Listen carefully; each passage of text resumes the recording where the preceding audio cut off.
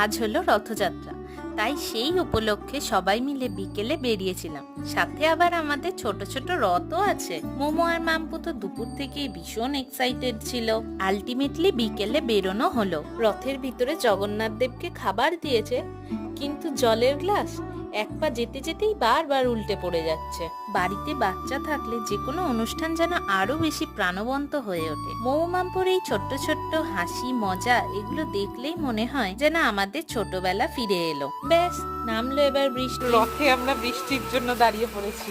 হ্যাঁ, একটা শেডে তো দাঁড়িয়েছিলাম, ভেবেছিলাম তাড়াতাড়ি বৃষ্টি থেমে যাবে, কিন্তু থামলো না। বাড়ি ফেরার পথে একটা বড় রথ দেখলাম, তাও আবার ছাতা মাথায় দিয়ে। আসলে ছোটবেলায় তো ভিজে ভিজেই রথ দেখতাম। যাই হোক, এটাও একটা নতুন গল্প। এই ছোট ছোট মোমেন্ট গুলোই তো জীবনের সবচেয়ে দামি। আচ্ছা, তোমাদের রথের গল্প কেমন? কমেন্টে জানিও কিন্তু।